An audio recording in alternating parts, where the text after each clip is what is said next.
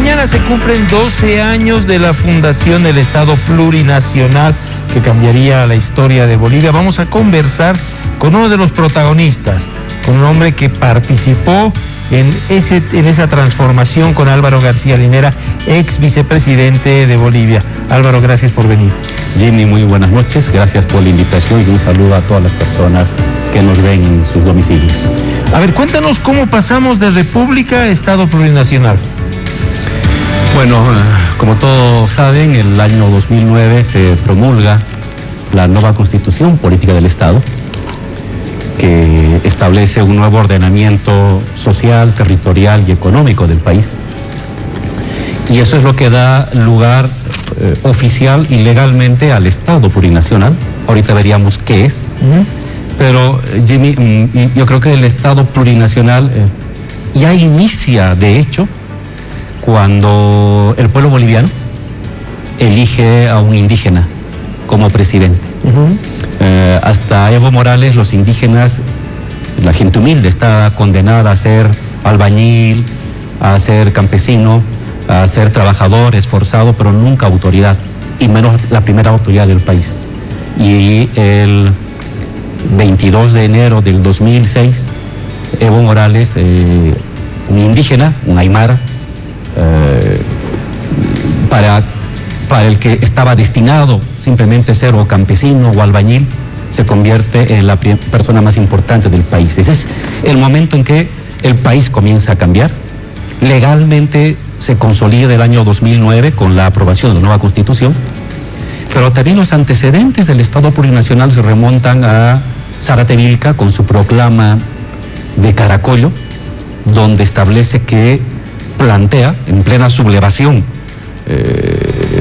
y levantamiento armado, plantea que indígenas y no indígenas debemos vivir juntos como hermanos de una misma patria.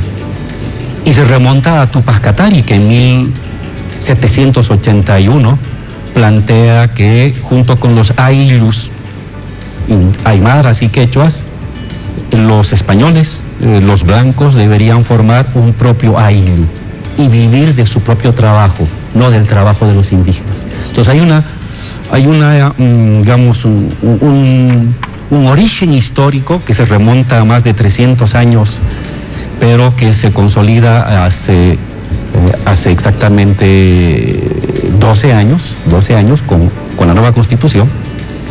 Y el Estado plurinacional, en el fondo, Jimmy, es no solamente que los pueblos indígenas tienen derechos, tienen reconocimiento, sino que Bolivia, como Estado, como identidad, como nación, tiene que indianizarse. No es simplemente reconocer a los indígenas en su lugar o en su territorio y punto, como sucede en otras partes del mundo. No, es los indígenas dirigiendo Bolivia. La historia indígena siendo el núcleo articulador de la identidad boliviana. Indianizar el Estado, indianizar Bolivia, y ese es el gran legado del Estado plurinacional, que significa que ahora un aymara, un quechua, la mujer de Pollera, la mujer de Axu, el humilde, el trabajador, el que habla guaraní, el que habla trinitario, mujeño, tienen tanto derecho para dirigir Bolivia, para ser trabajador, para ser empresario, para ser profesional, para ser diputado, para ser presidente, en igualdad de condiciones que el resto de los bolivianos. Entonces, es una revolución la que se ha consolidado en Bolivia, y ese es el significado fundamental del Estado plurinacional. Con la lucidez que da el arte, Jorge Sanginés, en su película La Nación Clandestina, nos habla de eso precisamente, de una mayoría que sin embargo es invisible a los ojos de la historia, a los ojos de los gobernantes. Entonces, ahora, gracias al Estado plurinacional, siento que uno puede ser aymara y boliviano, quechua y boliviano, como puede ser colle boliviano, o cambe boliviano, o tarijeño boliviano, en fin, que podemos tener una nación de naciones. ¿Es así? Sí. No te olvides que hasta antes de la llegada de Evo a la presidencia, había una discriminación de facto, un apartheid de los indígenas, que se quiso reproducir otra vez el año infame del 2020 con Áñez, que era: los indios son salvajes, son ignorantes, son incapaces, son brutos y no pueden hacerse cargo del país. Había que encerrarlos, había que marginarlos. Y eso existió desde la llegada de los españoles. La liberación de Bolivia del yugo español no emancipó a los indígenas, siguieron bajo el sometimiento de la explotación, no podían votar, no podían ser elegidos, del pongueaje. La revolución del 52 dio tierra al campesino, pero no dio igualdad de derechos al indígena. Y eso se va a cambiar la historia del año 2006. Entonces, es la ruptura contra la pigmentocracia. En Bolivia, el color de la piel más blanca daba poder. Un apellido, entre comillas, notable daba poder, daba acceso a el Estado, daba acceso a los bancos, daba acceso al reconocimiento. La plurinacionalidad es la demolición de la blanquitud como privilegio, la de la blanquitud como poder. Es al contrario, es la indianitud como poder. Lo corporativo, lo sindical, lo popular, lo obrero, lo agrario, lo indígena, reivindicado en su color, en su olor, en su identidad y en su historia, como protagonista y como conductor de Bolivia. Entonces, a partir del año 2006, son los ponchos, son las polleras, es el color cobrizo de la mayoría de los bolivianos la que toma el mando y la que dice: nosotros vamos a organizar y dirigir Bolivia, a todo Bolivia, sin exclusión, pero nosotros como mando organizador. Entonces es un momento de desmontamiento de esta pigmentocracia que privilegiaba apellidos notables, entre comillas, llamados entre ellos notables, privilegiaba color de piel, privilegiaba un idioma, privilegiaba una historia, privilegiaba unos héroes, en detrimento de los héroes, de la historia, del color, de la vida, del sufrimiento, de la inmensa mayoría de los bolivianos, que son indígenas, que son obreros, que son campesinos, que son empresarios, que son profesionales, pero de otro apellido, de otro color de piel y de otro idioma, y que hasta la llegada de Evo no eran considerados como bolivianos de primera categoría. Ahora, esto de la igualdad es una reivindicación de lo más democrática.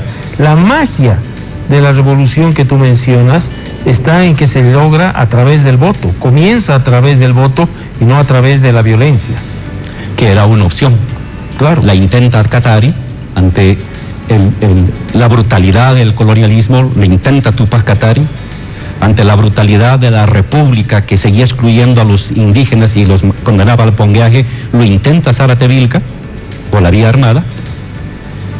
Lo intentamos nosotros, como un pequeño colectivo guerrillero, con Felipe Quispe y otros compañeros en el LGTK, y fracasamos. Y es el curso democrático, como siempre es, porque la democracia es una bandera del pueblo, nunca ha sido una bandera de las élites. Las élites simplemente se llenan la boca de democracia en tanto sus privilegios no están en riesgo, y cuando sus privilegios están en riesgo, agarran la democracia, la ponen en el bolsillo y se vuelven fascistas y dictadores, como el año 2019 y 20. La plurinacionalidad se conquista pues con el voto, Jimmy, ¿no? El voto es el 54% que vota el año 2006 por Evo Morales, es el 62% que vota el 2009 por Evo Morales, es el 64% que vota por Evo Morales el 2014, es el 47% que vota por Evo Morales el año 2019, es el 55% que vota por Luis Arce el año pasado, en octubre, apostando por la vía democrática, por la defensa de la plurinacionalidad, es decir, la igualdad de todas las personas sin discriminación de piel, de apellido, de vestimenta, de idioma y de cultura. Recuerdo que iba con mi familia hacia Copacabana un fin de semana y nos detuvimos en Guatajata para comer una trucha y vimos un montón de gente reunida, era un sábado. Le preguntamos qué estaba haciendo y nos dijeron, estos son delegados de las comunidades que están discutiendo punto por punto el proyecto de nueva constitución para decidir si van a votar sí o no. Volvimos el domingo y dijimos otra truchita y bueno, la gente ya se estaba yendo. Habían estado todo el sábado en el día, en la noche y parte del domingo discutiendo y aprobando, y habían decidido que la comunidad entera iba a votar por el sí. Esto es lo que no han comprendido los fascistas y los golpistas y los racistas que aún todavía hay en Bolivia, que la plurinacionalidad no fue una decisión de Evo, no fue solamente la decisión de 150 constituyentes. La plurinacionalidad fue un debate, una pulsión que vino de abajo, que fue organizado, deseado, añorado por mucha gente. Y como tú mencionas, la Asamblea Constituyente se instaura el año 2006 y trabaja hasta el año 2008, fines del 2008, con muchos conflictos internos de los grupos racistas que no querían que se construyera la Constitución. Pero esto se debatía en las comunidades, se debatía en los barrios, se debatía en las universidades, se debatía en los colegios. Todo el mundo participó, nunca había participado tanta gente en la elaboración de una constitución. Siempre se dejaba en manos de notables, se los encerraba en un cuarto y traían elaborado. No, esta constitución, la que ahora dirige la vida de los bolivianos, ha sido construida, hilvanada con las esperanzas y los deseos de millones de bolivianos, en la redacción y en la aprobación con el voto. Y por eso que el año pasado, cuando los golpistas intentan erradicar la presencia indígena y popular del Estado y nuevamente califican a los indígenas como salvajes y los masacran y los amenazan con que van a meterlos a la cárcel a todos los masistas y a todos los sindicateros del mundo, vuelve a renacer. Todo el mundo esperaba de que, todo el mundo, los golpistas esperaban de que su golpe iba a durar una década o por lo menos, y resulta que en menos de un año se van. Esperaban que iban a ganar las elecciones. De que iban a ganar y que iban a mantenerse, pero no. O sea, la plurinacionalidad, el hecho de la igualdad y el reconocimiento de la pollera, de la huipala, de la historia popular, de la historia indígena, de la historia obrera, de la historia campesina, se sobrepone y otra vez con el 55% de los votos mediante la democracia vuelve a restablecerse y hoy nuevamente regresamos a un Estado plurinacional que significa que la piel no diferencia a las personas en derechos ni en oportunidades. La vestimenta no diferencia a las personas, todos somos iguales. La pollera tiene tanta dignidad como la falda. El pantalón de tela tiene tanta dignidad como el pantalón de aguayo. El poncho tiene tanta dignidad como una polera y todos tienen los mismos derechos para ser autoridad, para ser gobernante, para ser prefecto, para ser gobernador, para ser diputado, para ser funcionario público. Entonces, esa es nuevamente la victoria de la plurinacionalidad que se ha puesto a prueba este año 2020 que ha pasado y que ha vuelto a renacer con tanto brío y esperemos que nunca más vuelva a retroceder porque eso sería catastrófico para Bolivia.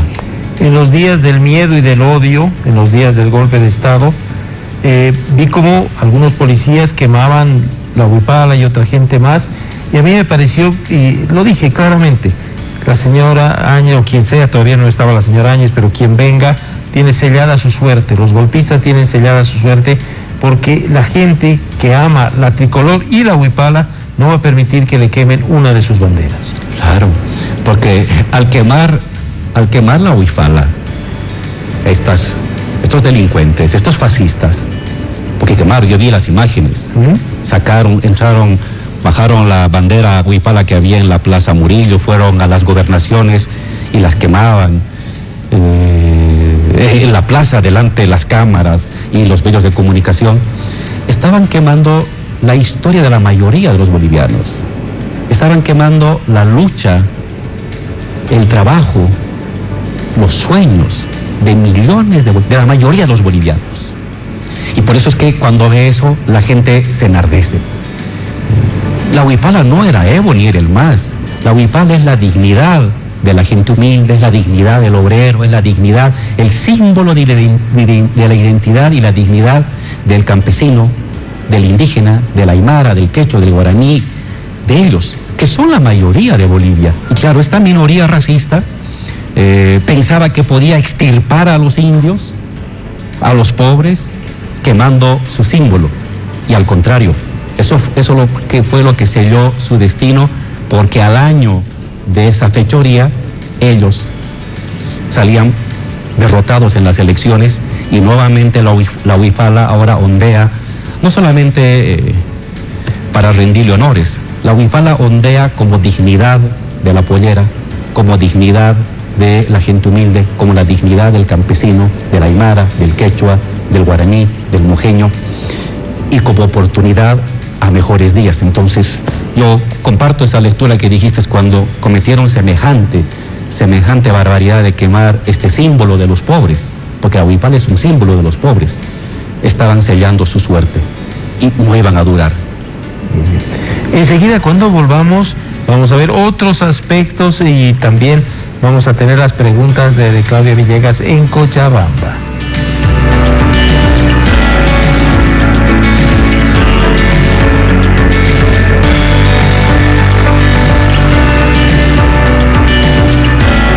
Quédate con Estudio Abierto.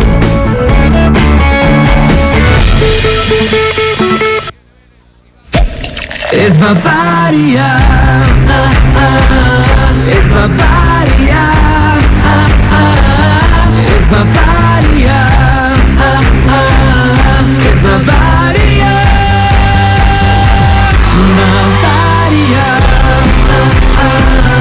es Bavaria, es Bavaria, es Bavaria. Nueva cerveza Bavaria. Celebra la vida.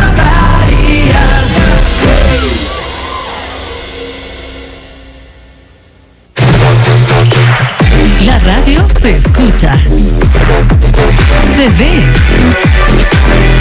se siente. Está en tus manos. ATV Radio en toda Bolivia.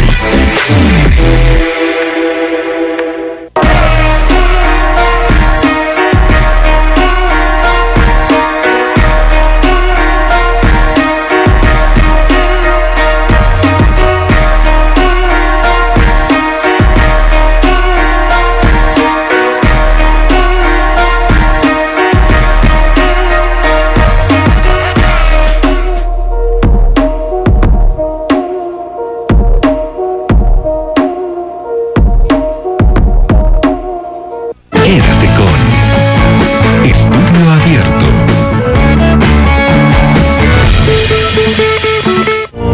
Que sí ha sido duro, sí lo ha sido.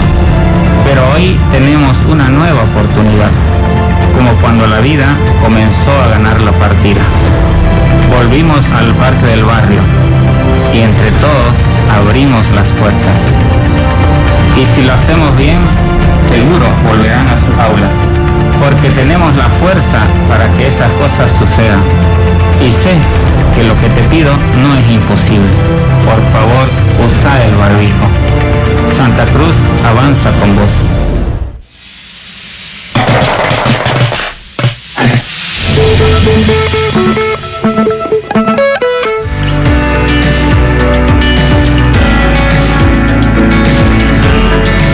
El Estado Plurinacional de Bolivia cumple 12 años y estamos entrevistando a Álvaro García Linera. Es el tiempo en el que debe preguntar Claudia Villegas en Cochabamba. Tu turno, Clau. Gracias, Jimmy.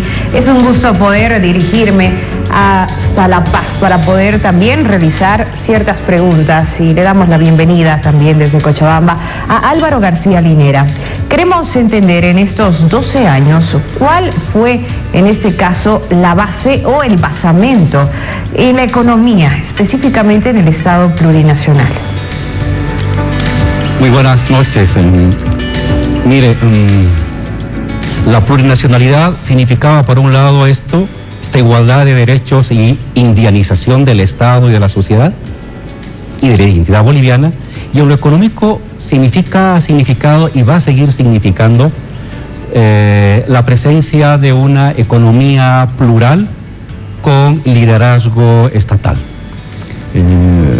Y eso se ha venido desarrollando a lo largo de los últimos 14 años, cuando las primeras medidas que ha tomado el país y el Estado han sido justamente nacionalizar.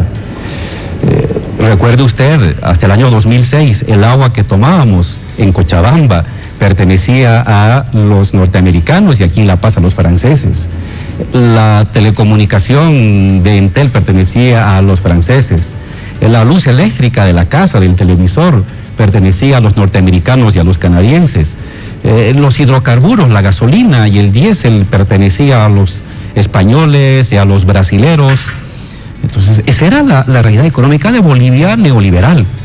La plurinacionalidad lo que hizo es recuperar para los bolivianos el agua de los bolivianos, la tierra de los bolivianos, el gas es de los bolivianos, la electricidad de los bolivianos, las telecomunicaciones es de los bolivianos, y se nacionalizó. Y desde entonces el Estado ocupa entre un 35 a un 38% del total de la riqueza que se genera en Bolivia. También ha significado la importancia del mercado interno.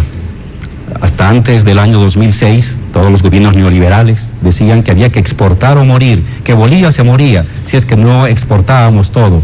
Y nosotros lo que hicimos es, está bien, hay que exportar, pero ante todo mercado interno. Es decir, dinamizar la economía, preocuparte del pequeño campesino, preocuparte del artesano, preocuparte del estudiante. Y entonces dimos, y la plurinacionalidad significó darle una importancia relevante a el mercado interno, a fomentar el crecimiento de la economía interna, no solamente las exportaciones, que de hecho mejoraron notablemente, multiplicamos por 4 las exportaciones respecto a los años neoliberales, pero también nos preocupamos de la economía interna. ¿Y eso qué significaba? Crecimiento. Bolivia ha tenido entre el año 2006 y el año 2019 13 años del crecimiento prolongado más largo y elevado de la historia boliviana, en promedio 4.5 al 5%. ¿Qué significa ese dato de 4.5%? Que la gente podía ahorrar, que la señora, el señor que tenía 2 cuartitos en un barrio popular de adobe, pudo convertirlo en cuarto y casita de ladrillo, que pudo colocar calamina, que pudo ampliar otros 3 cuartos, que el compañero del campo que antes llevaba su carga y sacaba la carga en burro, ahora lo puede sacar en un pequeño autito usado y antiguo que le ha costado $2,000 o $3,000. Significa que la persona que antes comía en la calle una vez a la semana, salía a comer una hamburguesa o una sacta o un chachchu, ahora podía salir 2 veces o 3 veces a la semana para poder comer el mismo plato. Significaba que ahora podía mandar a los hijos a la universidad para que ellos también puedan ser profesionales. Significaba que podía ahorrar un poquito para prever hacia el futuro. Es decir, la dinamización del mercado interno significó este crecimiento de la economía, que significó más dinero para la gente. El salario mínimo, estoy aquí frente a trabajadores, recordarles a los trabajadores, hasta el año 2006 el salario mínimo era 440 bolivianos. 440 bolivianos de salario mínimo, que es el salario de la mayoría de los trabajadores. Hoy el salario mínimo de un trabajador es 2.120, si no me equivoco. Es decir, se ha multiplicado casi 5 veces el salario mínimo. Entonces, el hecho de haber nacionalizado, de haber recuperado para los bolivianos los hidrocarburos, las telecomunicaciones, la electricidad, el agua, ha significado que se haya podido mejorar la economía del ama de casa, del campesino, del comerciante, del transportista, del pequeño empresario, del profesional también.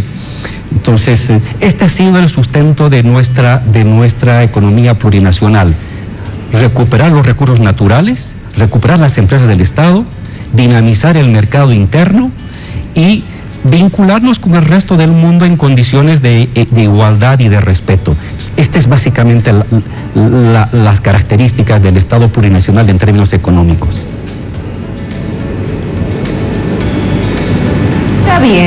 Álvaro, se ha acusado al gobierno de Evo Morales de ser desarrollista y antiecologista además. ¿Esto es cierto? ¿Cuán cierto es esto? Lo que pasa que ha habido una crítica, yo diría, de un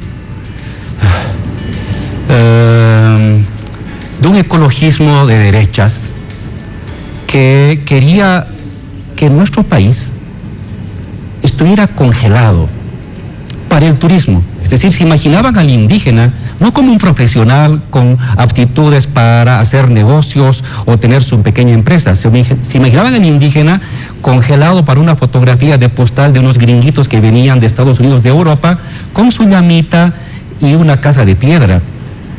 Ese tipo de ecologismo conservador que no se preocupaba de lo social, son los que nos han criticado.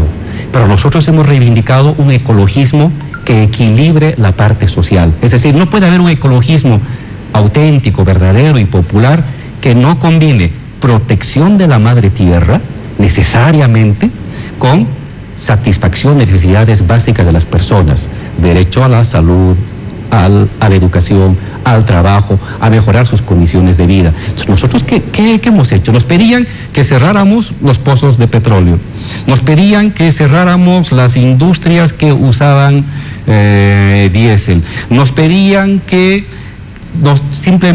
que no hiciéramos represas y que todo sea energía alternativa. ¿Y con qué recursos? ¿Con qué recursos íbamos a sustituir el ingreso del petróleo? ¿Con qué íbamos a construir las 5.000 escuelas que hemos construido? 5.000 nuevas escuelas para la gente humilde en los barrios populares, en el campo, que antes pasaban sentados en asientos de adobe y en una pizarra viejísima donde no se notaban los números ni las letras. Había que construir esas escuelas. Y evidentemente, pasar luego gradualmente a una economía de energía alternativa, sustituir la producción gradualmente minera y hidrocarburífera por otro tipo de producción fundada en productos ecológicos, fundada en la inteligencia. Pero para llegar a esa gran meta, que ningún país del mundo lo ha logrado, no se olvide que por ejemplo Alemania, un país tan industrializado, aún sigue utilizando carbón vegetal para generar electricidad. Ningún país ha logrado eso, utopía. Nosotros vamos a llegar, por supuesto, a ello, pero necesitamos una etapa intermedia de transición que satisfaga necesidades básicas de las personas. Educación, salud, transporte, trabajo, empleo, y sobre eso apostar a un tipo de economía del conocimiento altamente ecológica y social que nos haga abandonar gradualmente el uso de materias primas y de lo que se llama el desarrollismo o el extractivismo. Muy bien, Álvaro, hablando de la Asamblea Constituyente y entrando al tema de la educación, a mí me llamó mucho la atención entrevistar a dos delegadas, dos asambleístas, que eran analfabetas.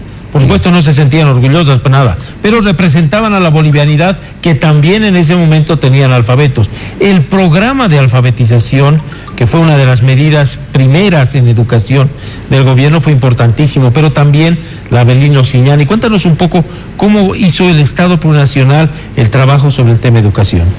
Sí, cuando llegamos al gobierno, Jimmy, cerca del 10% de los bolivianos, 1 de cada 10 bolivianos era analfabeto, es decir, no podía leer y escribir. Y eso era una barbaridad, porque en el resto del continente latinoamericano todos habían derrotado el analfabetismo, y nosotros no. A pesar de que desde el año 52 se hablaba de combatir el analfabetismo, luego en tiempos de Banzer, esta fue una sonajera que manejaron todos los gobiernos de turno y ninguno lo asumió como una obligación y un compromiso real. Nosotros lo que hicimos es ver las experiencias del mundo, hablamos con los compañeros de otros países de América Latina, hablamos con los hermanos de Cuba que tenían un método muy eficiente y rápido, y en base a esa articulación de experiencias, igual de Venezuela, hicimos un plan rápido, contundente de alfabetización que permitió que para el año 2010 redujéramos el analfabetismo, que estaba entre el 8 o 10%, a menos del 2%, que es la tasa promedio latinoamericana. Y luego implementamos un mecanismo de realfabetización a las personas mayores, es decir, personas que en algún momento de su vida, cuando jóvenes, aprendieron a leer y escribir, pero luego se olvidaron. Eran considerados como alfabetos, pero en los hechos eran analfabetos reales, aunque en las tasas en las cifras oficiales aparecían como alfabetizados, pero no lo eran. Eran entonces, analfabetos funcionales. Funcionales, como se llama. Entonces implementamos ese mecanismo y junto con ello, lo que decía hace un rato, estos 5.000 colegios. Estos 5.000 colegios que fueron sustituyendo esos vergonzosos colegios construidos desde los tiempos de Sucre, desde los tiempos de Belsu, desde los tiempos de inicios del siglo XX, los sustituimos por colegios dignos, por colegios que parecían universidades con centros tecnológicos. Aún todavía falta un poco más, pero en todos estos 14 años de gobierno, Jimmy, hicimos tantos colegios nuevos como en 180 años anteriores. En 180 años anteriores hicieron 5.000 colegios en Bolivia y la mayor parte a media aguas. Nosotros hicimos 5.000 colegios de 2 pisos de calidad y de dignidad para la gente del pueblo, y en Bolivia había lo que se llamaba los profesores interinos, que eran bachilleres que eran adscritos para convertirse en profesores en el campo, lo que establecía una diferencia abismal entre educación urbana y educación rural. Eso desapareció con nosotros. Todos los interinatos pasaron un proceso de reforzamiento y se convirtieron en licenciados. Toditos avanzaron a la licenciatura y muchos profesores actualmente están entrando ya a la maestría, como debería ser, porque la educación es lo fundamental para la formación de una sociedad. Y junto con los profesores, junto con los padres de familia y las comunidades urbanas y rurales de padres de familia, se elaboró una nueva currícula plurinacional que recoge nuestra historia, recoge nuestras enseñanzas, se vincula al mundo contemporáneo, ciencia, tecnología, un idioma extranjero, pero recoge nuestra raíz, nuestro propio idioma, según cada región, saberes ancestrales que se combinan con saberes contemporáneos y tecnologías contemporáneas, y una mirada holística de la formación educativa. Si no me equivoco, me puedo equivocar acá, la primera generación de la reforma educativa debería estar saliendo en 1 o 2 años, es decir, los que comenzaron en primero básico deberían estar saliendo de aquí a 2 años, y tenemos que comparar que haya habido un equilibrio entre educación urbana y educación rural, porque hasta el 2006 la educación rural era una vergüenza, era de tercera categoría, porque era para indios, así decían los gobernantes, y ahora no. La educación rural como la educación urbana, de la misma calidad, con los mismos componentes y con las mismas capacidades. Entonces, aquí también el Estado plurinacional ha significado una transformación muy importante de la formación educativa. Y un dato, Jimmy, cuando llegamos al gobierno nosotros había cerca de 200.000 personas en las universidades, en todo el sistema universitario en Bolivia, al 2006. 230.000 personas matriculadas. Al año 2019, estaba revisando los datos, teníamos 700.000 inscritos. Es decir, habíamos multiplicado por 3 el ingreso de los jóvenes al ámbito universitario. Estamos en un 17% respecto a la población total. Aún estamos bajo. Partimos de un 11%. Hemos llegado a un 17%. Para estar a un nivel de América Latina equilibrado, debemos llegar a un 25% de la población entre los 18 y los 35 años en la universidad. Y esa tiene que ser la meta a cortísimo plazo para mejorar la calidad educativa, la formación técnica y profesional de nuestra juventud. Claro, para que te des cuenta, el año 82, cuando yo entré a la Universidad Mayor de San Andrés, éramos 18.000 estudiantes. Sí. Ahora se pasa de 90.000 sin tomar en cuenta la OPEA, que también es de La Paz, ¿no? Exacto. Entonces, se ha mejorado en el número, pero ¿Se ha mejorado en la calidad de la educación? Ese ya es otro problema, Jimmy. Y aquí te voy a ser honesto. He podido, en este año de exilio, he dado clases en el doctorado de la universidad, la única universidad latinoamericana de las 60 más importantes del mundo. La Universidad de Buenos Aires, sí, la UBA. Es la única de las, en el puesto 60, la primera latinoamericana entre las mejores universidades. He dado clases ahí en el doctorado, he dado clases en otra universidad igualmente muy importante, San Martín, de Buenos Aires, en la maestría. Y sí he notado una diferencia que me ha preocupado. He notado una diferencia frente a los estudiantes que yo tenía aquí en la UMSA y que tuve también en la Católica. El estudiante argentino en grado y posgrado es un estudiante con una mayor habilidad de redacción, de lectura, de síntesis y de abstracción. Y de comprensión de su lectura. Y aquí tenemos problemas. Y eso es algo que se ha arrastrado desde el colegio, pero que se reproduce en la universidad, ¿no? Lo malo es que la reforma educativa no llegó a las universidades. Llegó en términos monetarios. Vía el IDH, las universidades hoy reciben casi 4 veces más dinero que hace 15 años. Y su infraestructura ha crecido tremendamente. Tienen de sobra. Pero los profesores y los catedráticos y los rectores no permitieron a la Asamblea Constituyente modificar o introducirse en modificaciones del sistema universitario. Entonces tú tienes ahí profesores que vienen a darte clases con sus cuadernos de hojas amarillas de hace 30 años, que si les preguntas qué has leído el último año, te dicen lo que han leído hace 10 años. No todos, tienes algunos muy flojos, una formación muy repetitiva, no hay dinamismo, no hay renovación.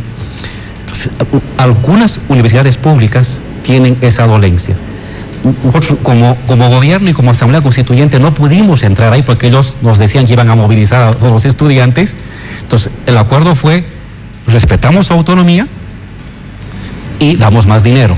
Pero evidentemente esa autonomía tal como está ahora, tú has peleado por la autonomía, has sido perseguido por la autonomía, Jimmy, pero esa autonomía, bajo las actuales circunstancias, está generando muchos problemas. La educación universitaria boliviana no tiene el nivel académico que debería tener a nivel continental. Eso lo he podido comprobar dando clases en México, dando clases en Argentina, y claro, me angustiaba porque uno quiere ver a sus estudiantes y a su universidad en los primeros sitiales del ámbito continental, pero no estamos en los primeros sitiales, lamentablemente, y eso requiere no tanto una acción del gobierno, sino una acción interna de los estudiantes de las universidades y de profesores, de una nueva generación de profesores, dispuestos a romper esas jerarquías casi centenarias de algunas élites de profesores que son ya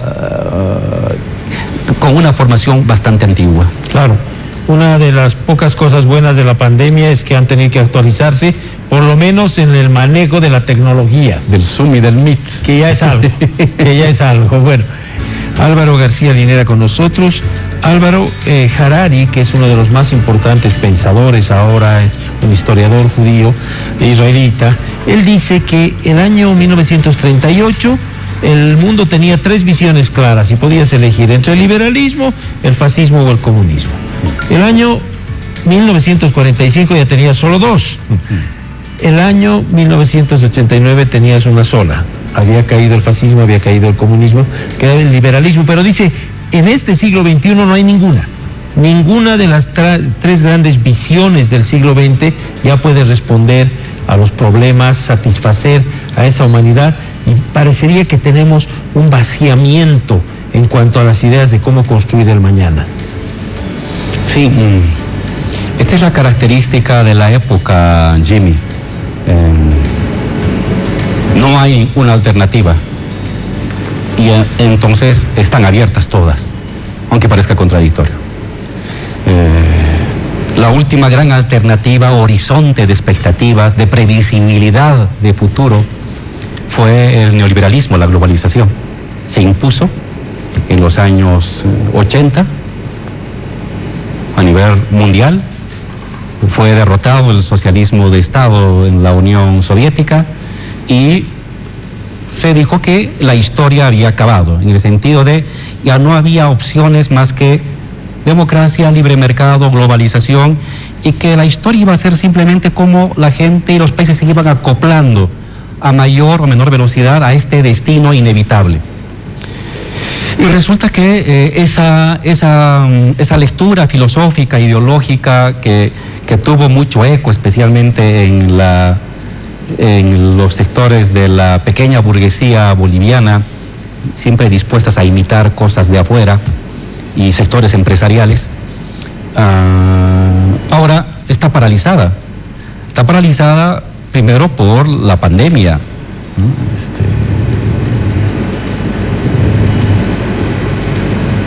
Los muertos, más de 500,000 muertos. Una vacuna que funciona a medias y que va tardando. Está paralizada por la crisis económica que ya se visibilizaba desde el año 2008, cuando reducen los flujos transfronterizos del capital, cuando el comercio ya no crece a la misma velocidad que antes, y cuando este año se viene esta gran parálisis de la economía mundial, que ha llevado a que el mundo decrezca menos 4%, que Europa decrezca menos 8%, que Estados Unidos decrezca a 6%, a menos 6%, y no se ve futuro. Entonces, la idea de que la globalización nos iba a traer bienestar para todos los pueblos, crecimiento, desarrollo, se ha quebrado, se ha fracturado, se ha paralizado. Y yo ahí introduzco en un textito que escribí hace poco, Jimmy, un concepto que se llama la historia liminal, el momento liminal de la historia, que es como una especie de portal, donde está acabando algo, pero no se sabe lo que viene. No es que están haciendo otra cosa, no están haciendo nada. Se está agotando, hay una hegemonía cansada y agotada neoliberal, una crisis económica que muestra muchas contradicciones, muchos conflictos, y no se divisa lo que viene hacia adelante. Entonces esa es la liminalidad de la historia. Sabemos de que hemos entrado en una fase de ralentización de la globalización, de ocaso de la globalización. El The Economist, este periódico, este seminario influyente inglés, tituló en julio en su tapa Goodbye globalización. Claro, adiós a la globalización. Adiós a la globalización. El FMI ha sacado un informe en octubre donde les dice a los gobiernos, el FMI, que cobren impuestos a los ricos, que cobren impuestos a Amazon y a Google, que impriman dinero para dar a la gente pobre porque no va a haber créditos muy fáciles, que no se preocupen del déficit fiscal. El FMI, el que hace 10 años, hace 15 años te decía déficit fiscal cero, claro, porque es violar las reglas de la economía, ahora él te está fomentando el déficit fiscal como una manera de intentar paliar el malestar social que está generando esta crisis económica. Entonces, los neoliberales y sus ideólogos están desorientados, están desdiciéndose, están diciendo todo lo contrario de lo que dijeron hace media década o hace 10 años. Y las izquierdas están intentando opciones. Y yo creo que la mejor experiencia que hay ahorita en el mundo de cómo enfrentar este futuro incierto, este tiempo histórico liminal, donde sabemos que algo está feneciendo, pero no sabemos qué están haciendo, la liminalidad de las cosas, es lo que ha experimentado América Latina, que es una economía plural, heterodoxa, apoyar las exportaciones, pero preocuparte del mercado interno.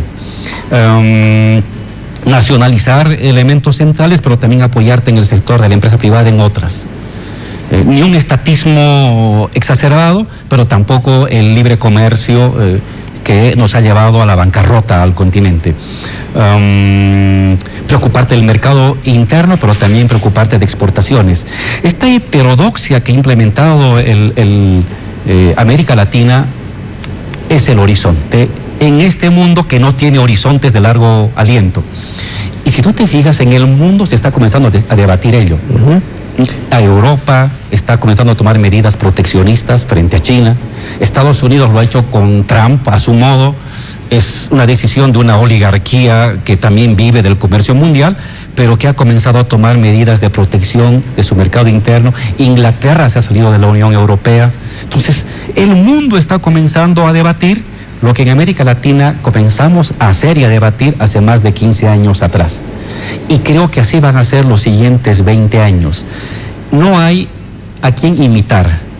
Mis neoliberales, bueno, los criollos siempre son así, andan atrasados 4 o 5 años, andan repitiéndome las recetitas del FMI de hace 5 años, proponían privatizar, lo que quería hacer eso la señora Áñez y su ministro Ortiz, privatizar todo, destruir el Estado, cuando ni siquiera sus mentores europeos, norteamericanos proponían eso, estaban diciendo, oigan, denle más fuerza al Estado.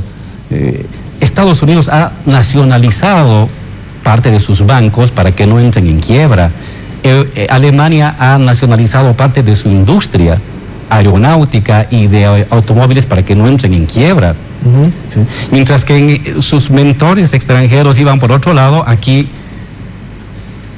como siempre, leyendo cosas de hace 5 años atrás, nuestros neoliberales que son flojos y tienen una actitud bobárica frente al extranjero, siguen repitiendo cosas que ya nadie habla, ya nadie en el mundo habla de privatizar o de economía solamente libre mercado. Entonces, yo creo que el futuro, Jimmy, para América Latina, para Bolivia y el mundo, va a estar caracterizado por esta mezcla, por esta heterodoxia económica, de ir mezclando, de ir probando distintas decisiones económicas y evidentemente con una fuerte presencia del Estado. La crisis económica del 2020 más la pandemia ha dado nuevamente al Estado un papel protagónico, no solamente en el tema de la salud, sino un papel protagónico en el tema económico, y así van a ser las siguientes décadas, 1 o 2 décadas, hasta que se defina una nueva economía, un nuevo horizonte económico de largo aliento, que no sabemos cómo será, pero sí esta etapa de transición de corto aliento creo que apunta a lo que aquí en Bolivia se ha hecho, en el Estado plurinacional, y que se está comenzando a hacer en otras partes del mundo. Claro, esa es la vía optimista, pero el propio Francis Fukuyama, el autor del Fin de la Historia, luego se autocritica y dice, no, realmente no hay fin de la historia, y dice además, Trump ha demostrado que siempre puede el retroceso ser mayor de lo que pensáramos, y si tú ves la toma del Capitolio, la cantidad de votos que tiene el propio Trump, las ideas que el mundo está dando, te da aquí la posibilidad de construir una sociedad más igualitaria, pero aquí también está el fascismo. Este es un tema muy interesante el que enfocas, Jimmy. Hay en el mundo entero, Bolivia lo ha demostrado, Estados Unidos lo está mostrando, Italia, España, Hungría, Polonia, en parte también Francia, que este momento está abriendo, se está agotando un horizonte, el horizonte de previsibilidad neoliberal. No se ha impuesto un nuevo horizonte, pero en ese interín están comenzando a surgir maneras pervertidas. El fascismo es una forma pervertida de plantearte económica y políticamente el futuro de la humanidad, porque significa en primer lugar la renuncia a la democracia.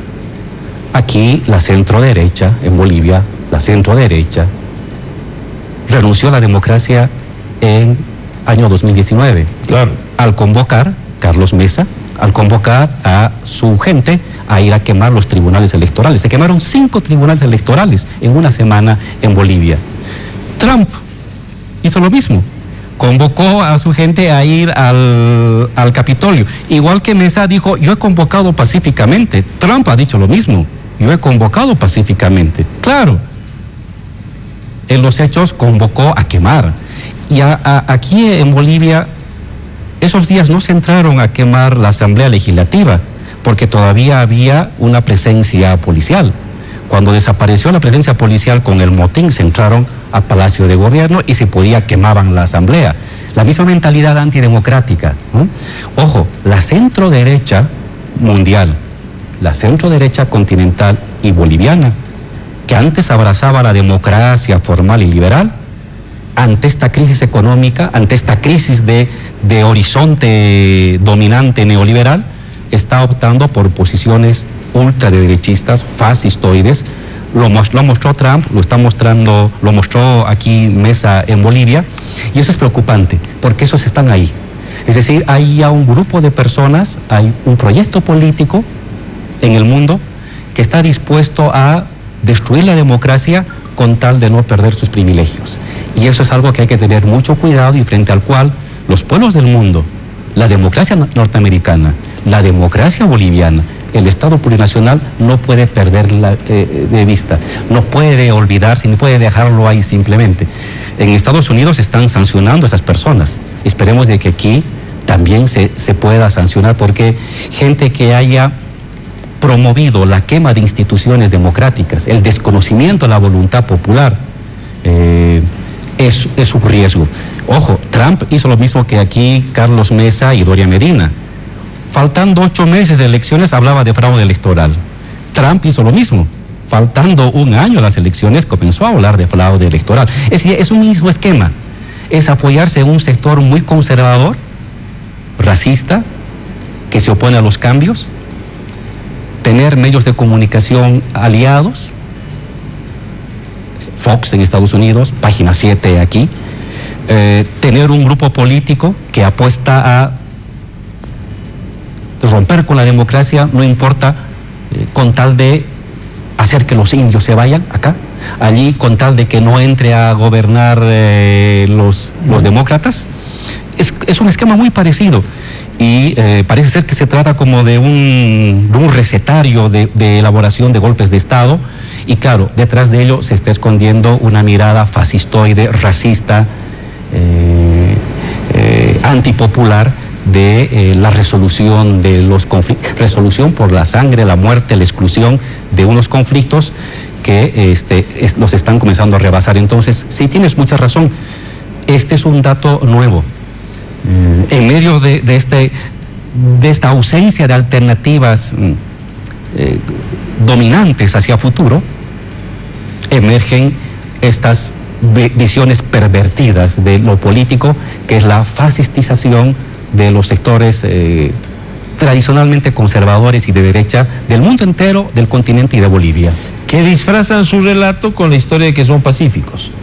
Y como se ha demostrado aquí y en Estados Unidos, de pacífico no hubo nada.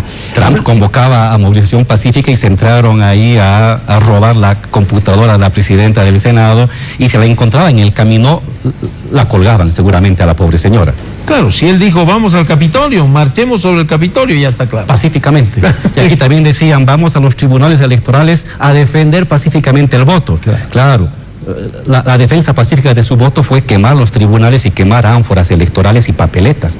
Aquí se hizo en Bolivia, se hizo también en el caso de Estados Unidos. Y secuestrar a los familiares de los legisladores para obligarlos a renunciar, porque eso también hubo. Es un año infame. Si así vamos a recordar los 14 años de Evo como la década virtuosa de la economía y la sociedad boliviana, este año de Áñez, porque no quiero decir la presidenta, es un exceso semántico decirle que ha sido presidenta, los golpistas, fue el año infame de la historia boliviana, y así tendrá que ser recordada para siempre este año infame en que se destruyó la democracia, se mató a gente humilde, se quiso sacar a los indígenas del poder, se quemó huifalas, se humilló a la gente de Pollera. Es el año infame que esperemos nunca más regrese. 12 años del Estado plurinacional. ¿Cómo funciona esto de la plurinacionalidad con el tema autonomías, Álvaro? Iniciamos el diálogo, Jimmy, mostrando que la plurinacionalidad era, en primer lugar, indianización del Estado y de la sociedad. El segundo componente era una nueva economía que distribuía la riqueza, que le daba al Estado un papel muy importante, no exclusivo, pero muy importante, para distribuir la riqueza entre la gente más humilde. No te olvides que nosotros hemos reducido la extrema pobreza de un 39%, 36% a un 14%. Extrema pobreza es de que duermas con hambre. Y en Bolivia, de cada 10 bolivianos, 4 dormían con hambre. Ahora es 1,5. Todavía hay una cosa que cumplir, pero hemos reducido drásticamente. Eso es la base económica de la plurinacionalidad. Y el tercer pilar de la plurinacionalidad es la autonomía. La autonomía es la desconcentración territorial del poder. Entonces han establecido 9 gobiernos departamentales, gobernaciones, se han establecido, ya habían los municipios, pero no tenían facultad legislativa. Ahora hay, si no me equivoco, 340 municipios o 41 municipios que tienen asamblea, que legislan, que hacen leyes municipales. Hay asambleas departamentales que hacen leyes también departamentales. Y está la autonomía indígena para pueblos indígenas minoritarios, porque los pueblos mayoritarios son Estado, no necesitan una autonomía para tener poder. Claro. Tienen el poder del Estado, son el gobierno, son el parlamento, están en el poder judicial, están en todas partes. Esa es plurinacionalidad. Pero para pueblos indígenas minoritarios, autonomías regionales indígenas, que ya está habiendo varias de ellas y habrá que seguir fomentando. Y entonces ha significado igualdad social, una nueva economía con justicia social para empoderar a la gente pobre, para ayudar a los humildes, para mejorar la calidad de vida de la gente trabajadora y desconcentración territorial del poder. Está en la Constitución, están funcionando las asambleas, pero todavía hay un problema, Jimmy. Tenemos que pasar de una autonomía territorial rentista a una autonomía territorial productiva. ¿Qué significa esto? Que los gobiernos departamentales fundamentalmente y gobiernos municipales se han dedicado a esperar lo que el Estado central les da. ¿Te imaginas si nosotros, cuando llegamos el 2006, ganamos las elecciones, hubiéramos esperado que nos caiga de afuera del FMI o del Banco Mundial la riqueza o de los gringos? Estábamos perdidos. ¿Qué hicimos? Nacionalizamos y creamos industrias. Hemos creado industrias. ¿Para qué? Para generar dinero, para pagar la renta dignidad, el bono Juancito Pinto, para hacer carreteras, para hacer colegios. Hemos tenido que crear industrias y tenemos un plan para crear más de 42 industrias para industrializar el litio en Pastos Grandes, en Uyuni, en Coipasa. Tenemos planes para industrializar y estábamos construyendo el Mutún. En fin, teníamos planes para crear muchas industrias. ¿Para qué? Para sustituir importaciones y generar dinero para entregar a la gente pobre. Los gobiernos departamentales no lo han hecho. Entonces, claro, reclaman autonomía y jalan la mano. Nosotros no jalamos la mano. Hemos tenido la previsión de construir en 14 años más de 40 industrias, pequeñas, medianas, para generar ingresos propios. Las gobernaciones no han creado una sola industria. Entonces, hablan de autonomía muchos gobernadores, incluso nuestros gobernadores, pero no planifican tener sus propios ingresos. Igual los municipios grandes. En los municipios grandes, como quiera, reciben por el pago de los impuestos de las casas y de los carros, que les permite algo. Pero más allá de ello, no han pensado algo que vaya más allá de la actitud rentista. Entonces, yo creo que el gran reto de la autonomía en el Estado plurinacional no es solamente pacto fiscal. Pacto fiscal es para pedirle al gobierno nacional. Es tener la osadía, la valentía de crear propias industrias que le generen a la gobernación de La Paz, de Santa Cruz, de Cochabamba, de Potosí, y a los municipios grandes propias empresas que les generen ingresos más allá del cobro de nivel de madurez de la autonomía. Entonces, en este caso, en el ámbito de la autonomía hemos avanzado bastante en el terreno institucional, pero hemos avanzado muy poco en el terreno de el financiamiento de la autonomía. Muy bien, bueno, ya estamos terminando, pero no resisto la tentación de preguntar qué vas a hacer de tu vida. ¿A qué te vas a dedicar ahora que ya no estás en el Estado? Mira, Jimmy, yo soy un socialista desde que tengo 13 años. Pertenecemos a la misma generación. Totalmente. Y somos luchadores. Desde que tuvimos 13 años, nuestro objetivo fue 14, que los indígenas gobiernen Bolivia. Lo hemos logrado. Hay que defender eso. Y ahora en el papel en el llano, ya no soy autoridad, quiero formar. Yo me he educado formando, me he formado formando a generaciones en las minas, en el campo, con el ejército guerrillero Tupac Katari, en la universidad, cuando era profesor y cuando era vicepresidente seguía formando, y ahora quiero dedicar mucho tiempo a la formación. No quiero salir de Bolivia, no voy a salir de Bolivia, voy a estar acá, no voy a ejercer ningún cargo público. Quiero transmitir mis conocimientos y quiero recibir conocimientos de las nuevas juventudes. Transmitir mística, transmitir organización, articular a los grupos de jóvenes del campo, de las minas, de los barrios populares, de profesionales, con convicción de igualdad, de justicia, de socialismo, de comunitarismo, de indianismo, de catarismo, de marxismo, de socialismo. Formar, articularlos para defender el Estado plurinacional. Entonces, mi tarea va a ser esa, formar nuevas generaciones de luchadores sociales que hagan mejores cosas que nosotros. Y aprender también de ellos. Hay muchas cosas que se aprende siempre en la juventud, entonces es un intercambio. Siempre quise hacer eso, no quería ser vicepresidente en las elecciones últimas del año 2019, tú lo sabes, lo sabe la gente, no quería dedicarme a formar.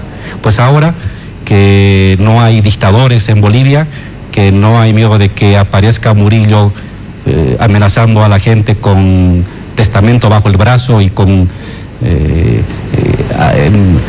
castigar y meter a Chonchocora a todos los sediciosos, a la gente que usa poncho, pollera, que tiene el color de la piel oscura. Esos eran los sediciosos para Murillo, ya que no hay golpistas. Estar aquí y formar a la nueva generación de luchadores sociales para que este proceso de Estado plurinacional avance mucho más. Muy bien. Gracias, Álvaro. Como siempre, un placer charlar. Muchas gracias, Jimmy. Muchas gracias a la gente que nos ha acompañado por ATV.